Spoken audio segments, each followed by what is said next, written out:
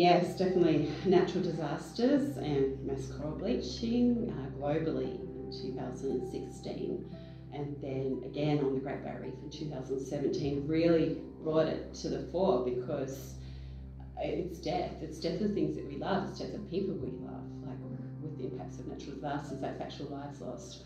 And the Great Barrier Reef, I think, it symbolises something iconic that it's World Heritage listed, so everyone around the world has a kind of ownership of that vested. It's important to our global heritage legacy, and the beauty of the reef is something I think that everyone admires and doesn't want to lose. So there's that side of things, what's happening in our natural environment, and then in terms of the extreme weather events that are occurring as a result of global warming and the changing weather patterns, the widespread natural disasters, from all the floods that occurred in 2010 to 2012-13, through to more recently fires with periods of extended drought. You're just seeing devastation of areas of land and death. So it's a wake-up call. We can't keep going on like that. We can't keep going on from a people's loss side of things as well. Just financially, the cost of these natural disasters is exponential. Just keeps growing year on year. So yeah, there's been records around. The World Meteorological Organization has, in their most recent statement, has outlined the various stats for 2017, that it was the most costly hurricane season on record, that exceptionally heavy rains triggered deadly landslides in Sierra Leone and Colombia. It was the second year of major bleaching in the Great Barrier Reef. There was greater than 40 million affected by floods in South Asia. And agriculture accounted for around 26% of damages and losses associated with climate-related disasters. Around 30% of the world's population faces extreme heat waves, and greater than 892,000 drought-related internal displacements occurred in Somalia. And as I mentioned, there were destructive wildfires around the world. So that was just recorded this year by WMO for last year. But okay. Do you think it's getting more popular because of like almost the drive in technology and how much it's changed since like when climate change, I guess, first became known? Yeah, well, I guess social media has lifted everything. Yeah. And heightened media senses. So definitely media plays a role in terms of communication of global news. So we can know things so much faster than we could 20, 30 years ago. So climate change can be driven by two key factors, either natural geological cycles or human influences. So you've seen, and CO2, greenhouse gas emissions such as CO2 are indicators of climate changing.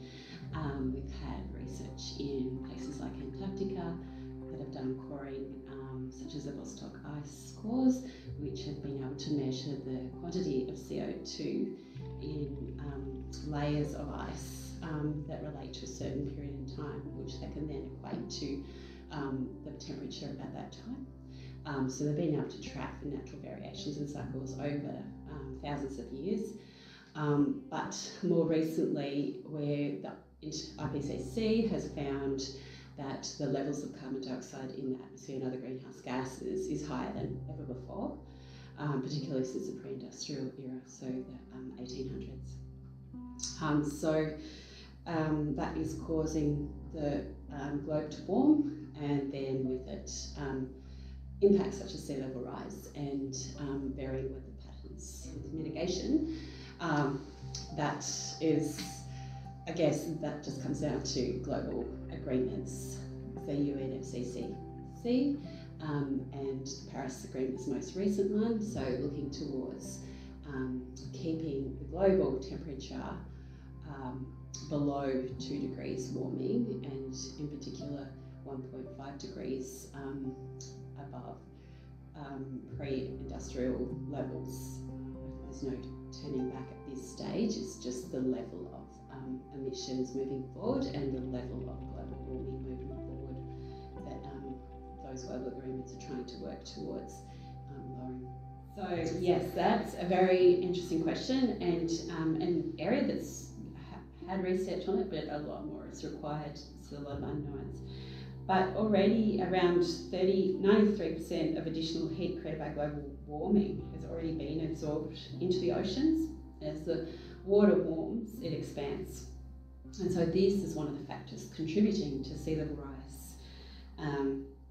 And then there's the components, additional components such as land-based glaciers and ice sheets contributing to sea level rise. And so we've already had an increase of 19 centimetres over the 20th century. So in terms of the productivity, global warming has been, through research, has been found to have likely to have impacts on fish recruitment patterns, as well as the range and distribution and abundance of harvested species. In particular, the increased rates of photosynthesis in plants and algae, in this case, in the oceans, means that you're likely to see growth in algae. And that comes with positives and negatives. So on one hand, this provides a food source for fish, and another, it's a light inhibitor for coral reef growth, which support tropical marine ecosystems and fisheries. So then also another key factor is ocean acidification. And this has been referred to as osteoporosis of the sea.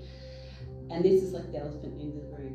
So we're starting to already see impacts of this occurring. So work undertaken by the US agency NOAA has already started to find impacts on tiny sea snails whose shells have been found to be impacted. So though it's more a food chain, what happens? So plankton is a key source of food for many species, including whales. So once we see their shells breaking down and the reduction of plankton in the ocean, it's going to have a massive flow-on effect in terms of the food chains. David Booth in New South Wales has done a lot of research at UTS on the vagrant species, so looking at tropical species that have and how long they're staying in temperate waters and the impacts that they may possibly have on commercial fisheries in New South Wales waters. And so starting to monitoring those and seeing increased numbers at his research sites, Cabbage Tree Bay Aquatic Reserve, the Northern Beaches in Manly, and also Maroonville.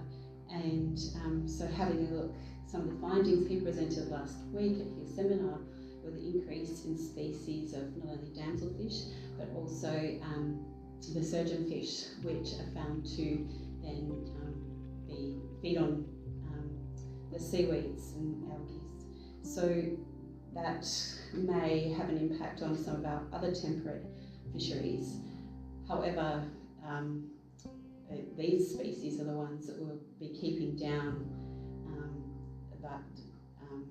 that habitat on the coral reefs up north. So it's just an interesting finding that he's starting to see some of those impacts here, but there could be positives far north with the impacts of climate change of having surgeonfish around. So starting to do some work around the changes to the ocean, what they might look like, how it might look in terms of ecosystem changes and the food changes. We'll be able to provide more indicators around productivity of the oceans and key fisheries species that are likely to be impacted by climate change, and how we can then look at how we can try to make these fisheries species more resilient into the future. I think, though, obviously fisheries has a number of impacts, and overfishing is the key one that is a current present issue. Well, the climate is changing, and as I was speaking about in relation to the Paris Agreement, it is already too late. because more than 90% of the warming that has happened on Earth over the past 50 years has occurred in the ocean. And so the increase in ocean heat content, which has contributed to sea level rise, it's stored in the ocean, and so it will eventually be released. And regardless of reduction in greenhouse emissions, global warming will continue into the future, because the oceans have already absorbed so much heat. So as I said, they have to emit it. Yes, it will come down to, in terms of available species, fishery species. And I think, well, obviously in the present it's affected by overfishing, but take that aside, ocean acidification is going to be the big one. And the shellfish, there's lobsters availability, and then we'll start to see some of that follow up into the food chain. And I think they're the more unknowns, how it's going to impact fish species, and so but more work done on that. There is work being done on that, by David Ruth once again, and so I know that he has done some work just finding that climate change stresses can impact the life cycle of fishes, including larval transport, larval connectivity, settlement and recruitment, and early post-settlement survival and overwintering, nursery ground availability, growth rates, assemblage structure, range shift, spawning and egg production. So that's a fair few things as part of a fish's life cycle. Well, what are we going to be eating into the future? Because we all know that cows are high methane producers. So some of the land-based alternatives are not great for in terms of the problem that is occurring for the oceans. So we might have to become vegetarians. So, actually, where I first started working was in the climate change section at the Great Barrier Reef Marine Park Authority in Townsville. At that point, it was under a federal government that didn't believe in climate change, so that was very interesting, and to be working with scientists working on it in those times. So I think seeing their passion and drive and the work that those scientists did, and looking at the vulnerability to the Great Barrier Reef across a range of different key ecosystems, to create a book which is still referenced, was a very inspiring time for me, to be observing these people, and to have, my job was looking at all the scientific literature and putting it into a software called EndNote. And I felt really privileged to be able to see firsthand all the up-to-date literature on climate change impacts on the Great Barrier Reef, and working with these scientists. So I think that they've inspired me for my career always, just their passion, energy and drive. Most recently, at the end of 2016, I was very fortunate to go with the Australian Institute of Marine Science on their trip up to Cape York to look at the impacts of coral bleaching on the reefs that were affected in the April 2016 event. It was an incredible trip, and I just learned so much and felt so privileged to see the sights I did see, and the reefs that I saw. And there were some reefs that were damaged. Lizard Island, I had never been to before, but I'd heard many friends and talk about the work that they were doing on Lizard Island and the beauty and prevalence of the Great Barrier Reef ecosystem in that particular location on the Great Barrier Reef. So when I was there, to see underwater the impacts was devastating. To see this, you could see the expanse of coral that had been there, and that now a lot of that was covered in algae. And you did see, it was interesting to see the species that had been colonised over the top. So there's lots of soft corals, sea whips, feather stars, and that was interesting to see those species that were resilient in that environment. So there is the good news stories that some reefs were resilient, and the scientists are working on why and how, and if there's possibility to capture those to then transport those corals further down the reef into other areas, and what the implications of that might be, of re-establishing corals in different areas, changing diversity of corals. So a lot of work being done now after seeing these stresses. I think one of the other things I did notice was that in areas where there had been coral bleaching was sea cucumbers, and there seems to be a lot of sea cucumbers and cleaning up the debris of the coral that had died and become rubble. So there's always someone who benefits to a stressor impact. So watching those was interesting, the adaptive capacity of a species in that shock and stress environment. And they're all native species, so how the ecosystem changes with those shocks and stresses and helps to re-establish itself. We know that coral reefs are tight ecosystems, and that everyone plays a role in that ecosystem. So perhaps we'll start to see that into the future of the role that different species will play in terms of the recovery